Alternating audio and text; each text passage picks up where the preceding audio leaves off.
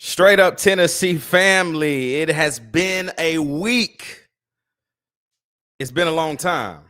I shouldn't have left you with that. I ain't gonna go there. But yes, listen, y'all. It's been a while, and we're back, man. It's game week. It's not as exciting as it could be, right? This is another game that Tennessee's gonna go out and score as many points as they want to. Maybe we can look better defensively than we have in the past few weeks. It's not a game that we're looking forward to, other than the salute to service. Smokey Grey uniforms will be in full effect this weekend, which will be a really cool sight to see. What do they look like all out there on the field together? Very excited to see that. But this is not a game that we can get up for. This isn't a game that we're necessarily even excited to cover this week, if we want to be completely honest. We are live early on a Monday because you know what? It's been too long. We said we got to get back. We got to talk to the fam, see where we are, and just see kind of what the night brings, man. It's going to be a fun night. I got my boy Dylan with me. But, yes, y'all, we're going to talk a little bit about Tennessee basketball as well. Nate Ament, five-star freshman, is making his presence known right now. Jacoby Gillespie, man, I wish there's something that I'm going to say when we get to that. The kid can ball. I'm excited about this team. I think here in 2 weeks when we get to Vegas, it's really going to show us who this team is going to be made up of and how we're going to perform, not just now, but here in a few months once we get to March. But like I said, man, it's New Mexico State week. Salute to service game, new Smokey Greys, all that and more. Got my man Dylan with me. You already know what it is, man. It's straight up Tennessee, baby. Welcome to the Who Is New Mexico State Game Show. Tennessee's the program to keep an eye on. If you want to know which program that's not currently at the head table of college football, it's Tennessee. Now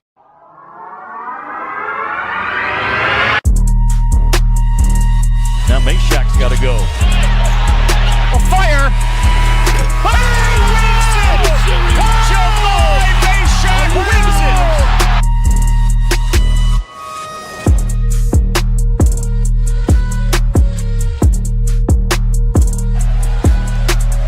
He needs a strike. Burton needs a bolt.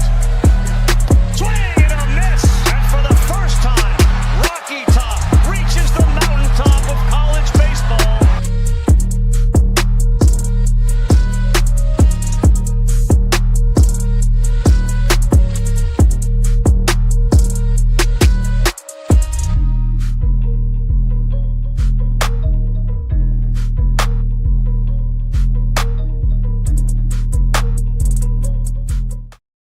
Man, Dill, it's back, man. We back. It's back. It's game week, man. You already know what to do, though. It's the top of the show. Like, comment, subscribe, and join the channel. Oh, man, even on a bye week and no videos, no lives, man, you guys continue to like, support, and continue to help grow the channel, man. Thank you guys so much for the love and support. I know football season kind of feels like it's over right now. I know it kind of feels like it's over, but we're here. And we still have 3 games. We have 2 more meaningful, massively meaningful football games. And I think Dill, as a competitor, it's easy to get up for those games as a competitor. But as a fan, man, I'm done. Like, I feel done almost. You know what I mean? Right. Yeah, we needed that bye week bad, especially after that loss, because I was a wreck, man. But, we got Florida coming up. That's something to look forward to. We got Vandy coming up. They're still ranked. So, I mean, we got games to look forward to. We're just going to have to strap up and play. I think the coolest part about kind of how this season ended up was, let me take everybody back to July 2025. And all of us had no idea what this team would be. We knew we had talent. We knew we had some guys. We knew that we still would be good. We didn't know how good. And I think this season was a product of us being shown how good we could have been. Yeah. You know what I mean? Georgia game showed us way too much. And we put way too much stock into that game that early. Georgia, listen, man, I've said this since the offseason. Georgia doesn't hit their stride until week 8. Yeah. And what did they like? They just went to smack Mississippi State, right? This is like when they kind of get every year that Kirby's been there, Deal. This isn't just like something new. So yeah. I think all of us knew, like, yo, if you get Florida weeks 1 through 5, like, you got a chance. Mm-hmm. And literally, we played them week 3, then Bama played them week 5. Bama got the dub. Right. We didn't. And it's just, you go back to July, man, and I think all of us had 8-4, 9-3. And I think because they showed us how good we could have been this season, we're taking this a little bit worse right now. Right. I mean, it just comes down to that. I mean, we were a field goal away from beating Georgia. I mean, we should have beat Oklahoma. We should be sitting with 1 loss right now. You know, Deshaun Bishop met with the media today, and he was like, dude, we're like, we're literally 5 to 6 plays, singular plays from being an undefeated football team. Right. The field goal. Like, and I was like, you know what, D-Bish, let me go back and think about this. The field goal against Georgia, that's 1 play. Alabama, the safety, and the pick 6. Yeah. OU, Joey's 2 picks, and then that late drop on 4th and 1. 6 plays, dude. Like, I literally went back and I was like, wait, he's not freaking lying. Like, we're 6 plays, buddy, because y'all, we have yet to lose to anybody. Let me explain what I'm saying. We have yet to literally go out on the field and someone just dog walk us. Right. We have completely beat ourselves every single football game that we have lost. The games that we've won, we should have lost. Like, y'all, if y'all want to be honest, the Mississippi State game, everything about the Mississippi State game was exactly what happened to us at home against Georgia. Yeah. It was the same exact thing. First play of overtime, you run it in for a touchdown. And then you get the ball, they get the ball back, and you just have a great defensive stand. Like, that's exactly the same thing. Go back. Kentucky. You beat the brakes off of Kentucky, Tennessee. Congratulations. You do that every year. Right. But you still had Kentucky put 30 plus on your head? That's not okay. At all. Let's rewind. There's not been one game that I sat there and I said, deal? Man, like, that was meaningful. And I just go back every time to Georgia, man. Like, that was the one for me because we played out of our minds offensively, but we couldn't get stops when we needed them. There were multiple times in that game where we could have been off the field third. I think I counted, I went back a couple of weeks ago, and I like to chart stuff sometimes. Like, if I really got the time, I'll chart some stuff. There were 6 3rd and 10s against Georgia. Jesus. And we didn't get off the field except for one of them. Yeah, that's unacceptable. That's not going to win you a football game, bro. No, not at all. My dude Jim Bradley said this before the show even started. He said, we're going to learn a lot about Coach Heupel and this culture we keep hearing about over the next 3 games. Let's talk about this for a second, then you dive into what you're going to say.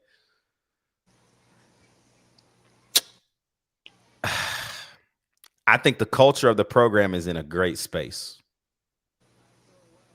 I think we tried to protect a cancer in Boo Carter, and it is now paying dividends to what we're seeing now. You're now benching him. He's not playing with any effort. It's time. I don't give a dang if we got 3 games left. It's time to cut. Like, either don't let him do anything or cut him. Right. You know what I mean? Like, yeah. I'm tired of the games with that. So I don't attribute that to culture. I attribute that to Heupel making a mistake. Yeah. Right. Like, Boo Carter has not been a percent close to what he was in 2024. Like, not close. Like, and so I don't think there's a culture issue. I do think, when the college football playoff is out of reach, there's like 7 things that have to happen this week for Tennessee to get in. And it's like betting the money line, like flip a coin and let's just see what happens. Right. How does that comment make you feel? I'm like, I don't know if there's like I don't feel a culture thing at all. I just think that we knew how special the kid was, and now we're seeing that it might have been the best decision to do what we initially thought would happen, was to let him go, kind of like Nico. So Yeah. I wouldn't say it's a culture problem, to be specific. I do think that it's a little bit of a leadership problem because, I mean, you go back to the spring and Nico was doing what he was doing and we cut ties with him. He was gone, easy. But then you roll around to the fall and Boo Carter starts doing it and we let him hang around and we let him try to work back for it and everything in between. But obviously he didn't do enough, and he's paying for it right now sitting the bench. But when it comes down to stuff like that, you got to ask yourself, like, you know, why did we let Boo stay and try to earn his way back when Nico just full on dipped? And I think that part of that's just because Nico, you know, he caught a flight and he was out of there. But he knew, though, like he knew he couldn't show his face back here. Right. And I mean, if the rumors are true, Boo, he got dealt with too. But, you know, it's just one of those things where you're going to have bad guys in every locker room. And it's just one of those things that you can't get away from. You're going to have 75 guys in one locker room. There's going to be some bad apples, but yeah, you're never going to have a team of Saints. I mean, next year's team's going to have issues like this. I'm sure Joe Milton team had issues. Last year we had issues, but it never really came to the surface. It never got big enough to become anything. But, you know, it's just one of those things where you got to combat it with leadership. And, you know, hopefully he has fun in Boulder, Colorado next year. Yeah, because they are trash. Garbage. God, like, I don't know anybody else that would take him right now. You know, like there's not been anything. There's nothing to show film-wise from your sophomore season, bro. No. Nothing. Like there's, except you getting beat. Yeah. Like I can count 3 plays right now of you getting burnt. Most recently was against a Kentucky receiver who don't even have, I think that was his first tud on the year. Yeah, like, he's got a forced fumble against Mississippi State, but he's also got in that same film that he wants to flex instead of jumping on the ball. So quite literally, like, big dog, get the football. Right. Play assignment. You know what I mean? Like, don't, like, I don't know, man. So yeah, I like that from Tim. I just don't know. I don't think it's a culture thing. You know, biggest news, I guess, today out of Monday, obviously Heupel met with the media, Bishop, Joey Aguilar as well. Good media appearances. You know, Heupel stuff is the same stuff every week, just different opponent. But like I told y'all, you know, Bishop talked about, like, man, we're 6-7 plays away from being an undefeated football team. Joey Aguilar just excited and still talking more. They continue to ask him more questions on just what his experience has been like being here in Knoxville, being a part of the program, being a part of what this fan base, this culture is. And man, he's just smiling ear to ear, man. Like, I don't think he ever would have thought he would be in the position he's in. And, you know, I think we knew what we were getting as far as a guy who was going to throw the football regardless. He's going to sling the ball. And yeah, man, last week against OU, we saw 2 bad decisions.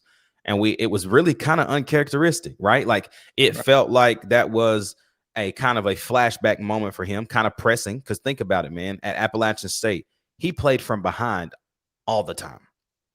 And we weren't even like that behind, you know, like it was 6 points. Yep. But he felt like he had to go play hero ball, like it's like he relapsed almost. And it hurt us, man. And that's the thing in SEC football games is, Dill, I think we play Oklahoma 9 more times. We probably win 9 of them. That team is not better than us. That team wasn't better than us. And we gave it away. I think, you know, and as all due respect to Venables, you know, overcoming some things that he's been going through. But I think John Mateer is mid. If we want to talk about who's a dog, bro, Fernando Mendoza. Yes, sir. One of them ones, bro. Hey, look, y'all, I've been hating on Indiana, y'all. I ain't gonna lie. And they still mid because Penn State trash. Now Penn State got athletes out of this world. We know Penn State is however their record is because of one person named Drew Aller. Yep. And and you know, I'm not even hating on Drew Aller. I know he's injured and hurt and rest up, bro, but like he mid, and that's why they've been mid.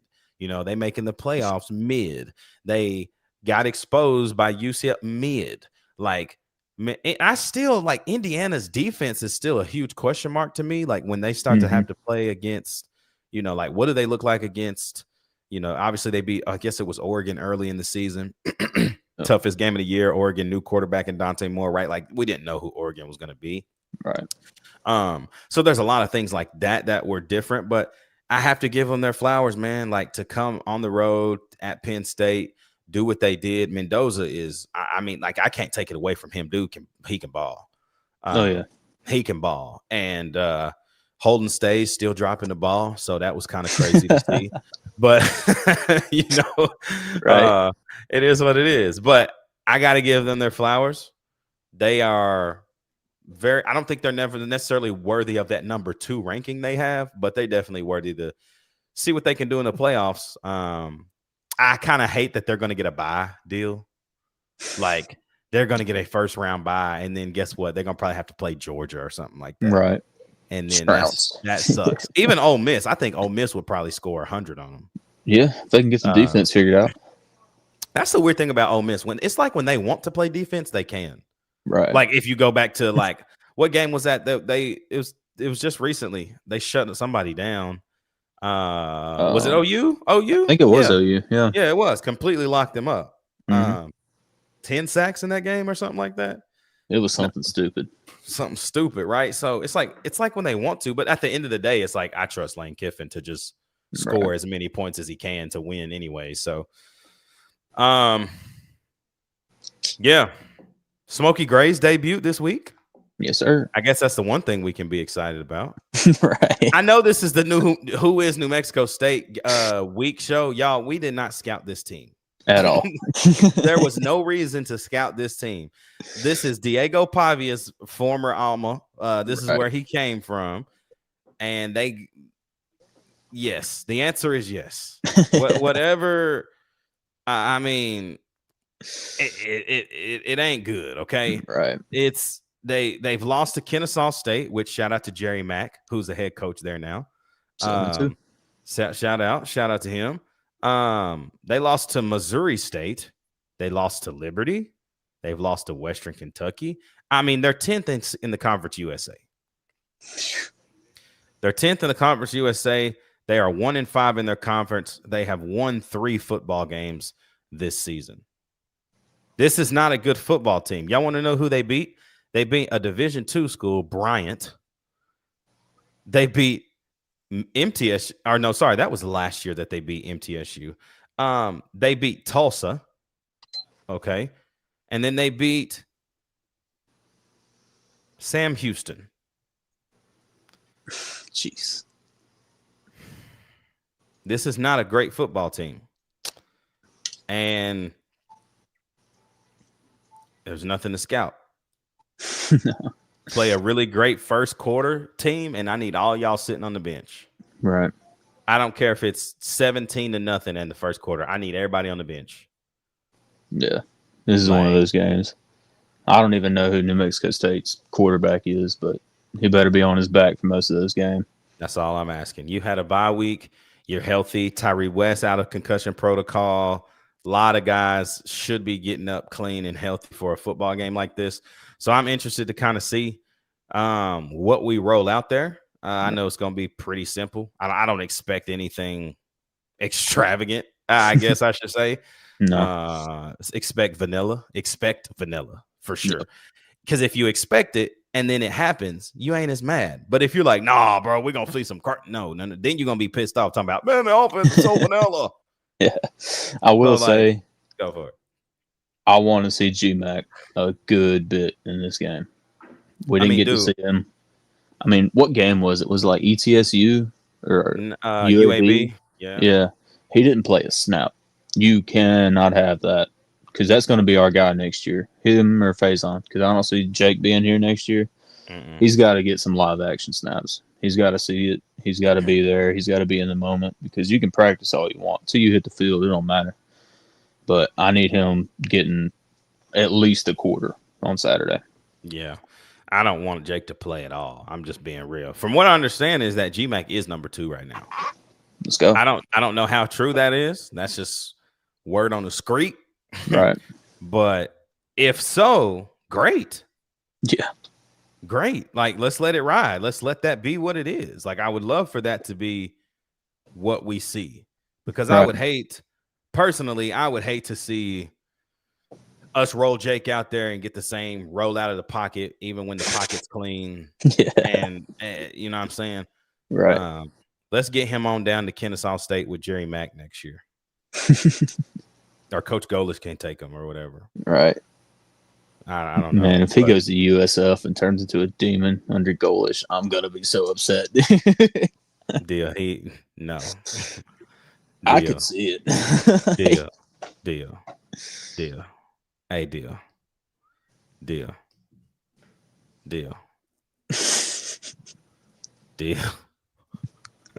Pulling up a clip or something? No, I'm not pulling up a clip. I'm just saying, deal. Don't do that. No. I mean, Chaz Nimrod's had a decent year, right? I think he's got like 20-something catches. Yeah. Like 400 yards. Pretty good. But you're a senior. You should be doing that. Right. And you're just able now to do it against, teams in the American who are more on your caliber. Now, he did have a good game against Miami. He had like 4 catches for like 120 something. They still got blew out, but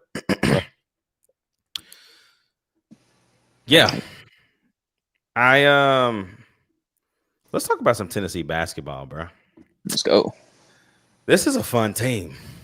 Yeah. This is a really fun team. I think having only Cade Phillips, JP Estrella, Bishop Boswell, and Felix Akpara, those are your only 4 guys that you returned. I mean, you can count, I guess, Grant Hurst, but he's never playing. No. 4 guys you return. This is a completely different roster. And it feels fresh. Like when you watch them, we're still running this boring motion that Coach Barnes and whoever is on the offensive side of things on his staff. We need some new actions, man. Like we need some new sets offensively, because at this point I'm saying let's go 5 wide and let's just go pick and roll with Nate and Kobe and Nate. And let's just, if you open, they'll kick it. If you're not, then you're not. Yeah. Right. What's your kind of initial thought on this team? Can it make a run? Will it make a run? And what's something right now that kind of impresses you? Yeah, right now, as far as what impresses me, I mean, Jacoby Gillespie, really. I mean, just having to watch Zakai last year and knowing that he's going to be a lockdown defender, but you're only really going to get like 10 points out of him a night. Now you can see, like, we can expect like 16 or 18 from Gillespie. And while he can play defense too, granted he's not as good as Zakai, but I mean, he can do what he needs to do. And, something else that I just haven't really thought about, Jalen Curry. It's nice to have a real true big this time, because last year we didn't have that.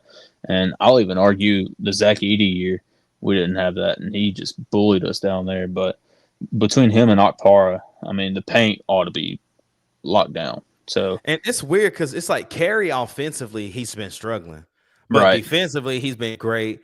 Estrella's emergence is like, yes, huge. yes. Like getting him healthy. Cade Phillips, athletic energizer bunny. That's what I call him. The freshman, though, Dwayne Brown. Nice. Hoover, Alabama's product. He's going to be a problem. Oh, yeah. He's like the big guy that we've never had, really. Right. Long, stretchy. He kind of remind me of like Zach Randolph, who played for the Grizzlies. Zebo. He remind me of Zebo. Like, he ain't like hella athletic or anything, but he'll come down with them boards and he can finish around the rim. Right. Just be ruthless in the paint. That's all we need. Look, Deborah exactly said that. Basketball, we finally have an inside game. Yes, like we have not been able to score. And what's funny about that, Deborah, that you say that is it's not Felix Akpara who's scoring. Like, he's not been a threat. It's Dwayne Brown. It's, when Jalen Carey can hold on to the dang basketball. Carey, JP, Cade Phillips, like to be able to say, you know what, we can't get nothing going outside. We can throw it in the post, bro. It's changing things. So much better. You imagine if we had that last year when Chaz was cold, bro. I don't know how many games we would have lost. I don't either. So, in the intro, I was talking about Nate Ament, Jacoby Gillespie. Jacoby Gillespie has the opportunity to have the single best season as a Tennessee point guard, like in history almost. And I need everybody to hear me and don't necessarily hear what I'm not saying. Zakai Ziegler, one of the greatest Tennessee athletes, basketball-wise, of all time, mainly because he stayed 4 years. He stayed all his entire time. And the minutes and the stats and the accolades express that because he stuck around and stayed. But what Jacoby Gillespie does for this team is better to me. Yeah. 6'2", can really see the defense, understand the defense, see what's going on, see ahead of time, like, oh, I'm not going to get myself into this trouble. You know what I mean? Right. So I like that about Jacoby Gillespie. I like that he's not afraid to go get some bounce. That dunk on Saturday, bro. Nasty. Yeah. I don't think nobody knew he had that in him, bro. I did. I knew he could jump, but I didn't know he was bouncy. There's a difference in jumping and being bouncy, bro. Yeah. That was bouncy. Right. So I love that. Let's talk about the freshman, man. Nate Ament is he's special, bro. Mm-hmm. He's a special player. I think right now you're seeing a guy learn college basketball. Right. Still tall, smaller frame, long arms. He's learning how to fit in college basketball while still having 18 the first night and 23 the next. Yeah. So what happens mid-December, early January deal with this kid? Unstoppable. Like he could, all we're hearing about is Darian Peterson at Kansas and Boozer, Duke. Yeah, Cam Boozer. And we're hearing about all of these cats, and they're dogs, they're ballers. Mm-hmm. But I'm like, man, this dude, if he can get a little more consistent with his jump shot, bro, he might be a problem. Deborah says, who do you see as our best perimeter shooters? I think Jacoby Gillespie. I think a guy that needs to shoot more is Ethan Berg, the kid from Israel. He needs to shoot the ball more. And if I had to pick a third, like best, who's 77? I'm missing his name. Amari Abram. Yeah, Abram. He's up. He's probably in there. He's confident enough to shoot it. Right. Definitely Gillespie. Definitely Ethan Berg. Man, it's so many of them now, bro. It's so hard. Like, it's nice to have those options. Yeah, like I can't say Nate Ament yet because it's not consistent enough. So I would say Amari Abram, probably. Just from a numbers standpoint, right? Like, not necessarily like, yes, he's definitely the best, the best. But he's a good third option, right? He's a volume shooter. For sure. Volume, for sure. But I mean, we could do the same thing with Nate Ament, going the rest until he gets it all figured out. I mean, we could treat him like Vescovi. Just let him brick if he's going to brick. But when he gets hot, he's going to get hot. So, just let him go. I mean, Ethan Berg has shot 2 threes. This dog is losing his mind. I don't know if you can hear him. But please hold. You're good. Technical difficulties, people. I just had to calm him down. Have him come in here. Jeez. Hold on.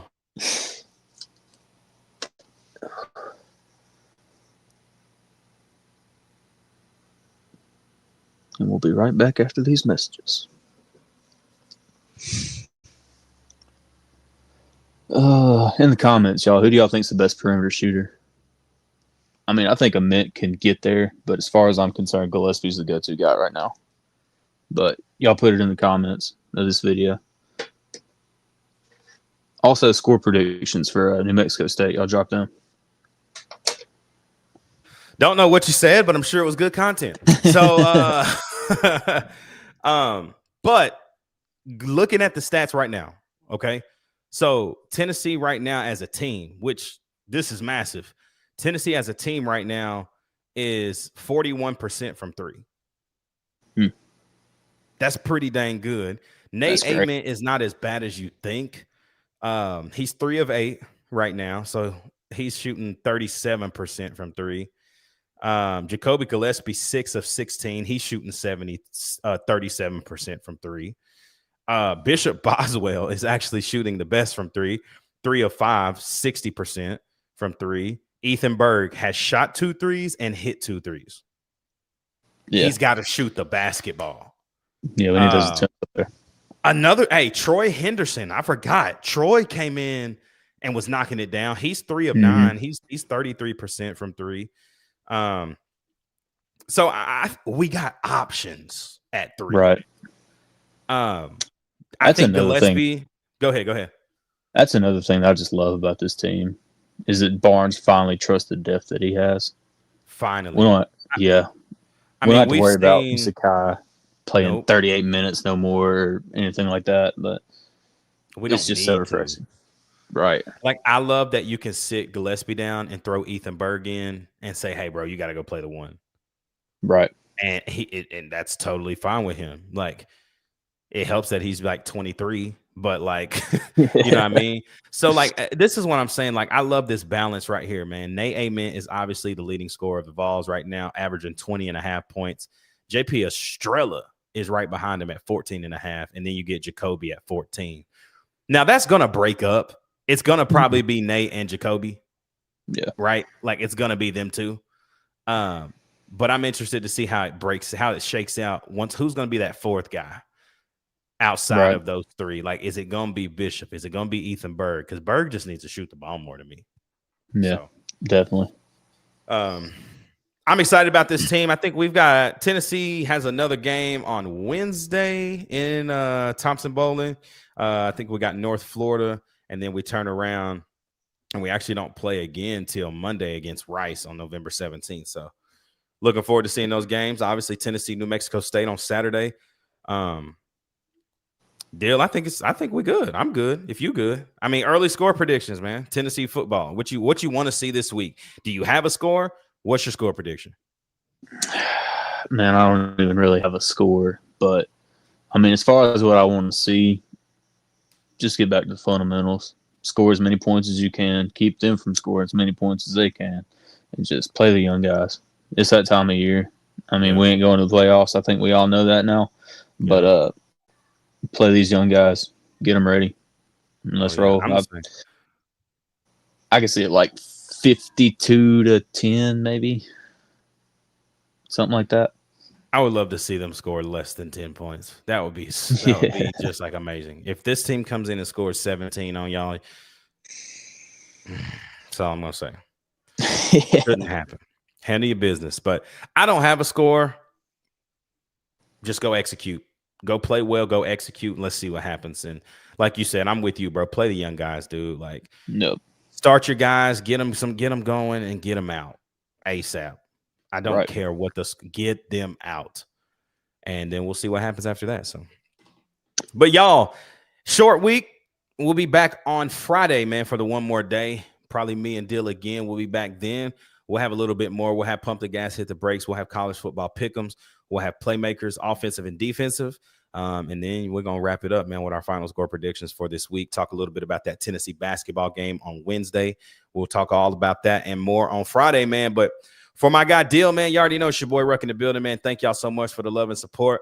Y'all know what to do. Like, comment, subscribe, and join the channel. We'll see you back on Friday for the one more day. It's straight up Tennessee, baby.